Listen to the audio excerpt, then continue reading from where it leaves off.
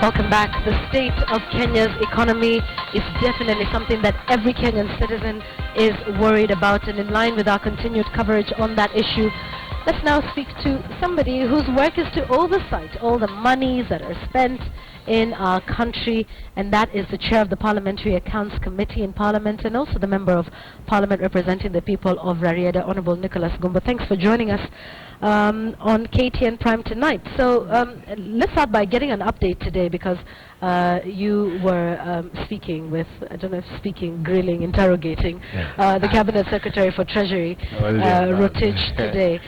Just update us on that session this afternoon. Yeah, thanks Yvonne, and thanks of course for inviting me to come and contribute to this very topical, but I would say rather sad topic in our country, because it concerns wrong use of public resources. This afternoon we had an engagement with the Cabinet Secretary for Treasury, Henry Rotich, and his permanent secretary. And what we are trying to see is the truth about the Eurobond issue. And what is disappointing, and I said it as much to them as all the members of the committee did, is that their story is not coherent. Remember, when the pitch was made for the Eurobond, it was basically we were trying to look at two things. One of them was to extinguish a syndicated loan of about 53 billion, and then the second one was to get funding, as it were then cheap funding for some of the major infrastructure projects. Now, of course, this doesn't seem to have happened. What now the Treasury, the line that they're trying to bring, which we don't agree with, is that largely they were looking for general budgetary support. And to some extent, I think it's looking ridiculous, because one of the areas, for instance, we asked, why is the Ministry of Planning getting 45 billion out of the syndicate, of the Eurobond proceeds? And they're trying to claim that part of that money went to CDF. That cannot be true, because the act that governs CDF, which has been left in operation for the next 1 year, is very clear that CDF is to be sourced from locally generated revenue. So really, when somebody, the minister and his peers, come forward and try to tell us that part of the money that came from the Eurobond sale is going towards the CDF, then clearly you are looking at a situation where those who are supposed to be managers of our economy are groping in the dark, and this is worrying. All right, so you're finding some of their answers unsatisfactory. Absolutely unsatisfactory, and we told them as much, because we want to see, we know the infrastructure, the major infrastructure projects that are going on in the country, and if you look at the allocations that they are put forward and what is going to which ministry, this is just not adding up. But even more fundamental, we were told that when the proceeds of the Euro bond came, they were put in an offshore account. Then we asked the question, why? Initially, the explanation was that it was put in the Eurobond account because that if it came in directly, which again negated one of the aims of the Eurobond sale, because one of the reasons why we're doing that was to stabilize the Kenya shilling, bring in more inflows of the dollar, so that the shilling ease the burden on the local currency. So we asked the question, then why do you open the offshore account? And their explanation is weird. They are trying to say that if they had brought it, they would have, because some of the loan they were paying it out there, they would have to bring it in Kenya shilling. And then the question is, who stopped the central bank or the Treasury from operating a dollar account at the central bank? You and I know that today individuals can open dollar accounts. Walk in and they open a dollar account. So it's too many loose ends which we are not agreeing. But what we have decided to do, and we are allowed by law, if you look at the provisions of the Constitution, Article 211, we are allowed by law to demand the paper trail, and we have asked for the paper trail. Well, who are the signatories to this offshore account? We understand it was opened in New York, and one of the JP Morgan banks in New York. We have asked for the paper trail. We want to know who are the signatories. We want to know how the money moved from the bid that was used to pay the syndicated loan, and then the bid that was repatriated to the exchequer account in the central bank, so that we are able to tell. And then from there on again, we want to follow now from this the exchequer account in the central bank, these projects that were purportedly funded, we want to go to these projects and see indeed were they funded with money, because what the grapevine has is that some of these projects were not actually funded by proceeds from the Eurobond. All right, let's also talk about our increased debt in the country. Yes. And we know that that stands now at about 2.934 billion shillings. Yes. Yes. But many say that it is Parliament that put us in this mess in the first place. The Cabinet Secretary for Treasury came to Parliament and asked for an increase in our debt ceiling. Yes. Parliament agreed to then extend that by an additional 1.3 billion shillings. And that then, you know, sort of actually 1.3 trillion. 1.3 trillion, sorry, excuse me, you're right. Yes, yes. But then Parliament put us in this position in the first place. Did you ask the right questions of the CS? Yvonne, we asked the right questions. In fact, one of the reasons, which was when we were enlarging the debt gap, one of the propositions that were put on the table was, for example, the investments in energy. We were told that Kenya was looking to generate about 5,000 megawatts of electricity in 40 months. And some of us who are in the know, I am an electrical engineer by training, we asked the simple question. For 50 years, we have hardly been able to generate 2,000 megawatts. How then can it be possible to generate 5,000 megawatts in 40 months? It's not possible. And again, you know, development, Yvonne, behaves like a symphony. It's not possible. What I mean is this. It's not possible, for example, to go to a village where you come from. You find clean roads, you find running water, you find electricity, but people have no houses to live in.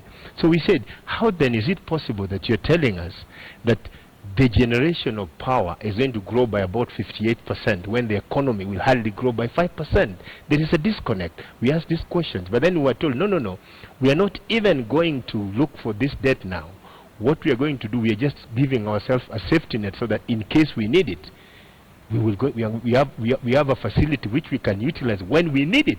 Well, a safety net of an additional 1.3 trillion Absolutely. Shillings. Did you think about the consequences that would then have on the taxpayer? The Hansard records are there. Who said what?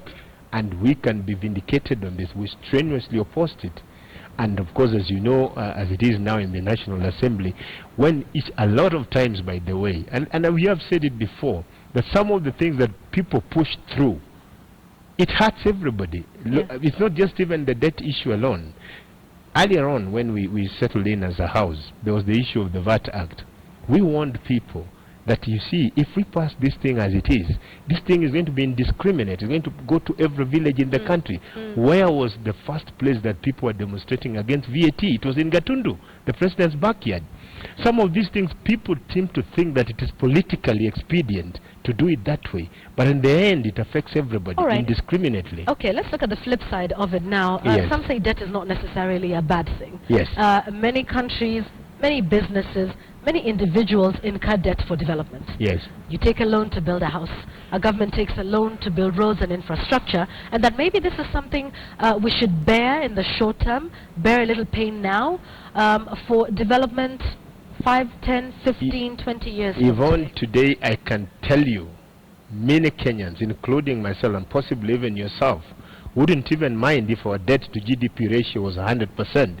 But out of that debt, you can see clean water running into your house. You don't need to employ a watchman to guard you. There is lighting all over the place. Children are able to go to... We wouldn't mind. In fact, some of the big economies in the world, like the United States of America, the debt to GDP ratio is 102%. Yes. Japan is over 200%. Yeah. But why are people living with it? Because the debt has been taken, but you can point 1, 2, 3, 4, 5 things that the debt is doing. What we have a problem with, especially with this Eurobond thing, the money has been taken. No one is telling us what has been done. We did our rough calculation. If you remove the money that purportedly came from the Eurobond, then we are being told that in the 2013-2014 financial year, then only about 70 billion of the money that is generated locally went into development. That, of course, cannot be true. So it is these gaps that are missing in the explanations. And I think here the people we have put in charge of managing our public finances are really letting us down, because the Constitution is very clear. The principles guiding public finance is about openness, is about equitability. If I get something in my end of the country where I live, you too are supposed to get it. That is what the principle says. The principle also says that the burden of taxation is not just the current generation, both the current and the future generations have to bear it equitably. Okay, we are running out of time, so I have one last question for you. If you could do it, in the answer it in the shortest time possible. Yes. Your party is now demanding that President Uhuru Kenyatta gives a specific breakdown of what was spent on the Eurobond, which is the same thing Omtata is doing, the activist. But you're also threatening to impeach the CS Rotich over the matter. We know impeachments don't go very well, considering your numbers in the House. So what is the way forward? What do we do? The way forward, Impeaching I'll speak for the public or accounts. even as a public accounts I'll speak committee. as chairman of public accounts. We have asked for detailed the statements from all these accounts that the money went to. That's our right within Article 211 of the Constitution.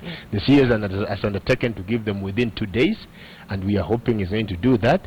Besides that, we are going to visit some of these projects that were purportedly funded with the Eurobond to see for ourselves if indeed money went there. Because what we are getting now, some of the departments, the ministries, departments and agencies that purportedly got the money are already claiming they didn't see the money. Okay. So we are going to go and see what did the money do. Here's another challenge for you, because this is all after the fact. Yes. This is after the money has been spent. How do we make sure that this does not happen again? Surely in our constitution, it does say that any monies that come into the country should go into the consolidated fund. The Public Finance Management Act, Section 12, is very specific on how this money should have been used, and yet the government did not follow the constitution in that regard. So what happens now? One of the biggest arguments that we had with the Minister for Treasury today was how this money did not go into the... He's trying to fall back onto... you know, there was an amendment which was rushed through the House into Section 57 of the Public Finance Management Act.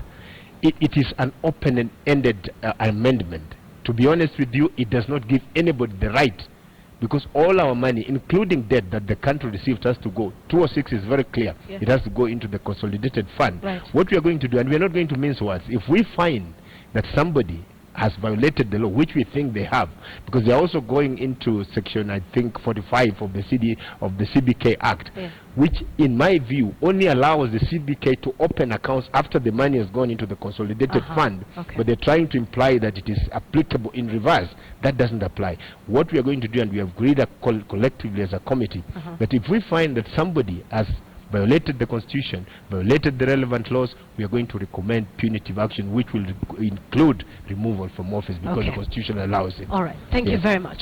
Nicholas Gumbo, Member of Parliament for Ariada, and also the Chair of the Public Accounts Committee, talking to us about the state of our economy, and indeed the CS Rotich and his Principal Secretary were before that committee. The investigations continue into just how we got here in the first place and what remedies can be taken for the average Kenyan.